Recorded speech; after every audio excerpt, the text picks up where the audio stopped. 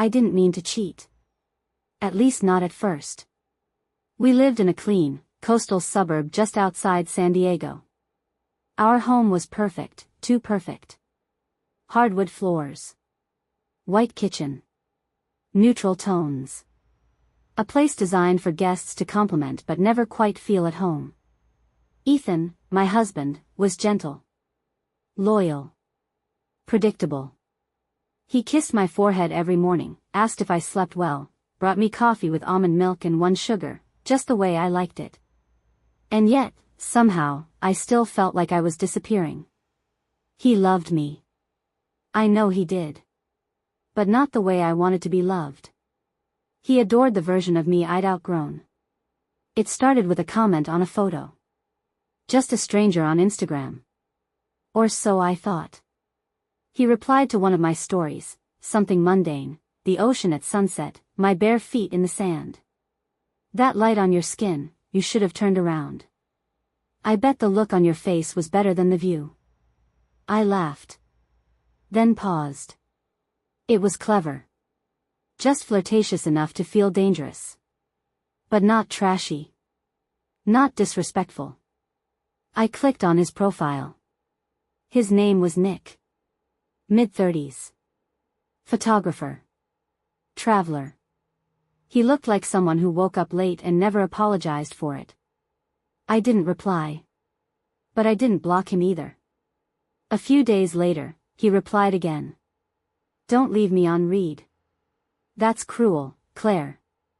I should have ignored it. Instead, I sent.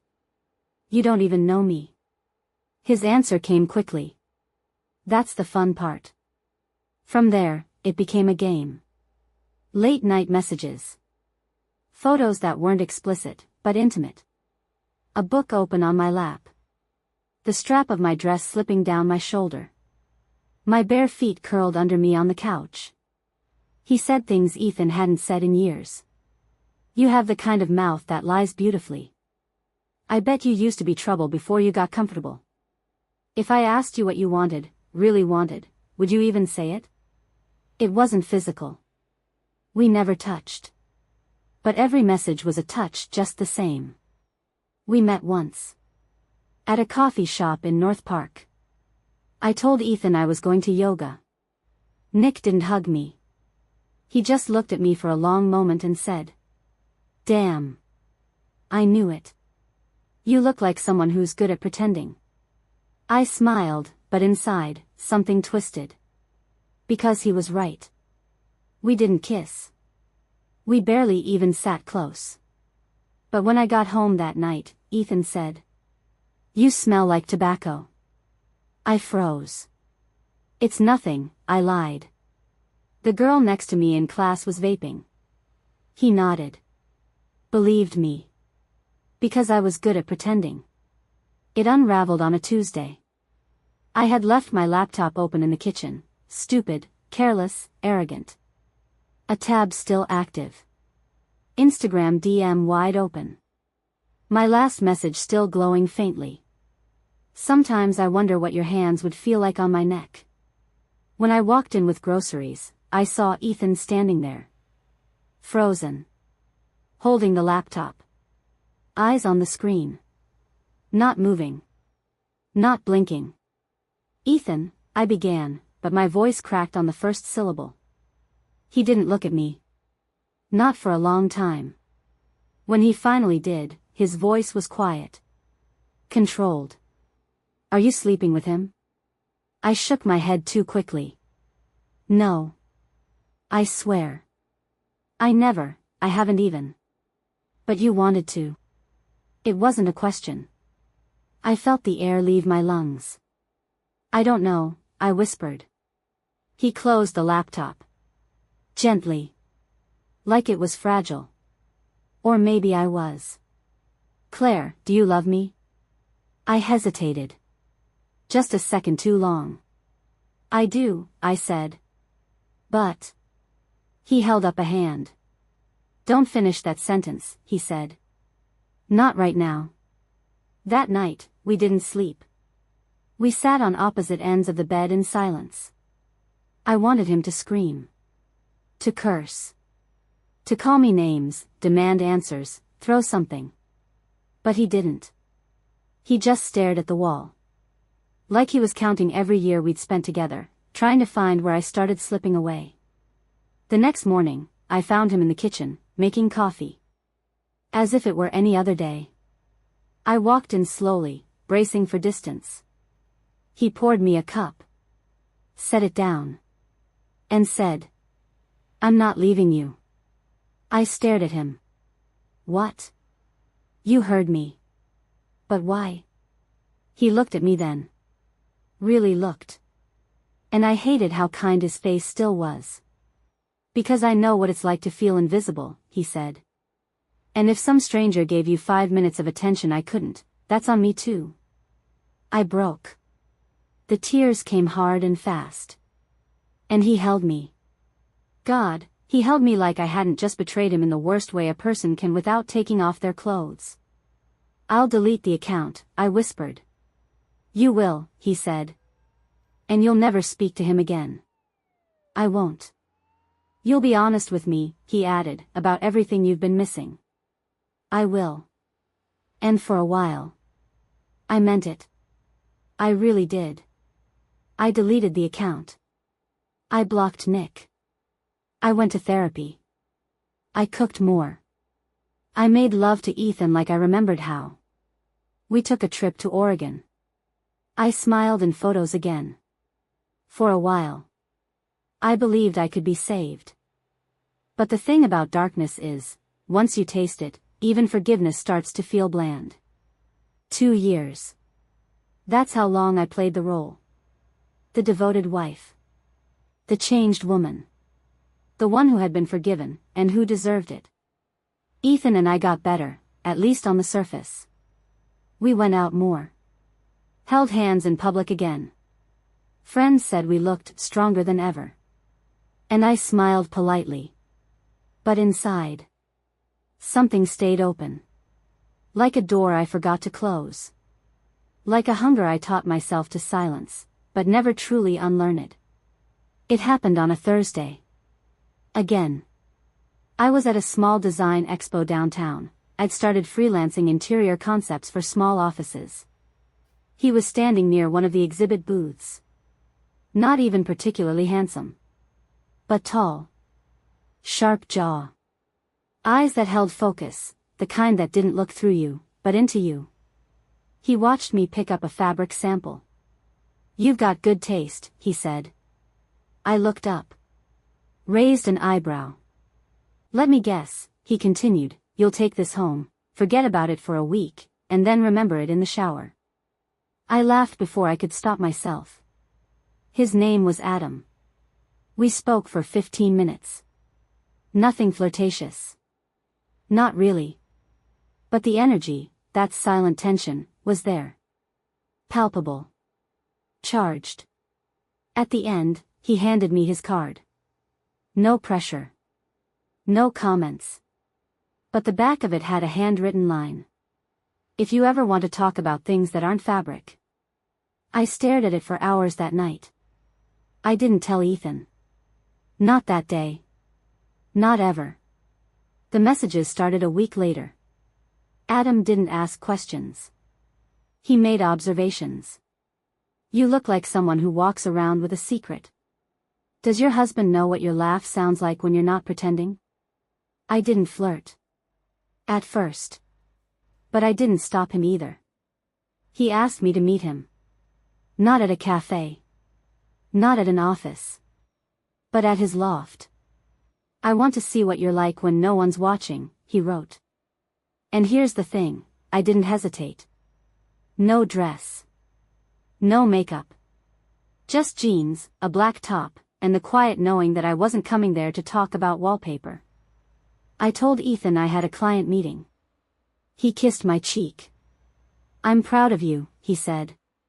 And that was the moment something inside me broke completely. Because I wasn't proud of myself. I was walking into a lie again. But this time, not with trembling hands. This time, I wanted it. I rang Adam's doorbell at 6:03 p.m. He opened the door with a slow smile. Let me in. Closed it behind me. We didn't talk much. Just long enough for him to press me against the wall. He didn't ask permission. I had already given it, by walking in. I thought I understood what cheating felt like. The guilt. The fear. The thrill. But this was different. This wasn't about being seen. Or heard. Or rescued. This was about being used. And wanting it. Adam didn't touch me like someone who admired me. He touched me like someone who wanted to ruin me. I didn't fight it. I leaned into it, breathless, silent, already gone. He pushed me down onto the couch before my coat was even off. Tugged at my jeans like I owed him something. Like he'd been waiting all week to see if I'd actually show. And when I did, he treated me like I had no name. I moaned once. Instinctively. He laughed, low, sharp. Didn't think someone like you made sounds like that, he said. He turned me over like I was furniture. Pulled my wrists behind my back, not forcefully. But like he already knew I wouldn't resist. And he was right. I didn't. Not when his hand tightened in my hair. Not when his voice dropped to a whisper. This is what you really wanted, isn't it? I didn't answer. But the way my hips moved told him everything. When it happened, when he took me. It wasn't soft. It wasn't romantic. It was rough. Fast. So deep it made me gasp. Not from pain. From the shameful pleasure of giving up control. Of finally being nothing more than a body someone else could use. And then, he slid deeper. Further. There was no warning. Just a shift. My breath caught. My mouth opened. But no sound came out. His hand pressed between my shoulder blades. Holding me still. You can take it, he said into my ear. Good girls don't let that happen. But you're not that anymore, are you? I should have stopped him. But I didn't. Because deep down, some awful part of me wanted it. When it was over, I didn't speak. I dressed in silence. My hair messy. My lips raw. He watched me from the couch, lazy, shirtless. Smirking. And just before I reached the door, he said it. Say hi to your husband for me. I didn't cry in the car. I didn't delete the messages. I didn't even try to lie when I walked into the house and saw Ethan waiting for me in the dark. Because the lie was no longer needed. He could see it all on my face. I thought I'd gotten away with it. I had left Adam's place calm, even a little proud of myself, the sick kind of pride that comes from pulling something off you know you shouldn't. I'd fixed my makeup. Smoothed my hair. Sprayed perfume to cover the smell I didn't want to admit was still clinging to my skin. I even stopped for wine, just to look normal. But when I walked into the house, I knew. Ethan was sitting in the living room. Lights off. No TV. Just stillness. I froze in the doorway. Hey, I said, too brightly. I'm home. He didn't respond. Didn't even look at me. That's when I saw it, his phone in his hand. Lit up. A message thread open. My message thread. It hit me like ice. I'd left my iPad connected to my account. I forgot. I forgot it was synced to everything. And Ethan, he must have opened it. Maybe by accident. Maybe by instinct. But what he saw was enough. The words I sent. The filth I'd typed. The things I let another man say to me. Worse, the photos. One of me, lying on Adam's couch, shirt slightly lifted. Not naked. But enough. Far more than Ethan had ever expected to find. I thought you said you deleted everything, he said quietly, still staring at the screen. I opened my mouth, but no sound came. He finally looked up at me. And the look in his eyes. It wasn't fire. It wasn't rage. It was like something inside him had gone, still. You said you were done with this. Ethan. You promised me, he said. You cried in my arms and said it was over. That it was just messages. That you weren't that person. I stepped forward. It was a mistake. It wasn't. His voice turned cold. Final. Don't insult both of us with that word. He stood up. Slow. Controlled. And walked past me toward the kitchen. Do you want to know the worst part? He said, not looking back. I believed you. I actually thought we made it through something. That we were stronger. He stopped in the hallway. Hand on the wall. Head down. You didn't just cheat, Claire. You let it happen again. And this time, you came home like it was nothing. I felt sick. Frozen. Ashamed. I didn't plan it, I whispered. He turned. No. You just wanted it. He left the room after that. No screaming. No divorce papers. Not yet. Just silence. And the sound of a door quietly closing upstairs. I stood there in the dark. Makeup perfect. Clothes untouched. And still, I had never felt dirtier in my life. Not because I was caught. But because I knew he wasn't surprised. They say the opposite of love isn't hate. It's indifference. And I know that now. Because Ethan didn't yell. Didn't throw anything. Didn't even ask me to leave. He just changed. A quiet, clinical shift. Like someone who'd finally accepted a terminal diagnosis. And decided to go about life as usual. While dying on the inside. We still lived in the same house. We still had coffee in the mornings. Still said good night. But everything in between? Gone. No more brushing past each other in the hallway. No more soft touches while reaching for the same mug. No more weekend plans, no more glances across the table. He spoke only when necessary. Looked through me when I talked. And always closed the door to the guest room now. Not with force. Just with finality. I tried to apologize again. One night, I knocked on his door. He opened it, slowly. I stood there in one of the old t-shirts he used to love on me. Hair down. No makeup. Nothing performative. Just me. I miss you, I whispered. He studied me for a long moment. Then nodded. And said, I know. And closed the door. That hurt more than any slap could have. Because it wasn't rejection. It was resignation. He wasn't punishing me. He was just done. Not out of spite. But because I had taken too much. Because some bridges don't burn in flames. Some just collapse from rot. I stopped texting friends. Stopped posting online. Stopped answering calls from my sister, who kept asking if everything's okay with you too. What could I say?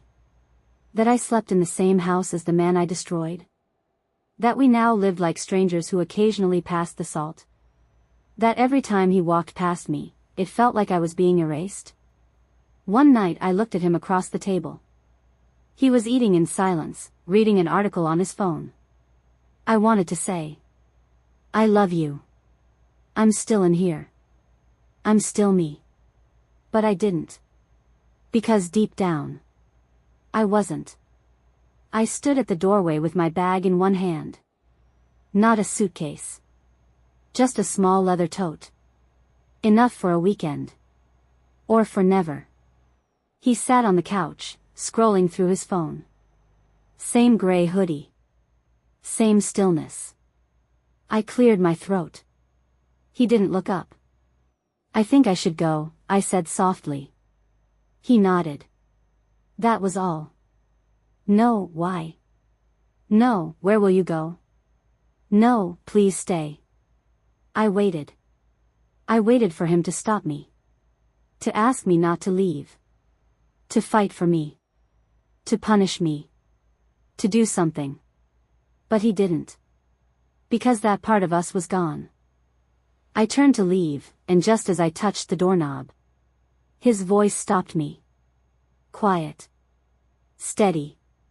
Claire. I turned. He still didn't look up from his phone. You used to be the safest place I knew. I felt something break inside me. But the tears didn't come. I'd already cried everything out months ago. What was left now wasn't grief. It was consequence. I stepped outside. The door clicked shut behind me. The air was cool. Still. Unforgiving. No one was waiting. No second man. No affair to run back to. Just me. Alone. And the echo of the woman I used to be. I walked to the end of the street. Turned the corner. And kept going. Not because I had somewhere to go. But because there was nothing left to return to.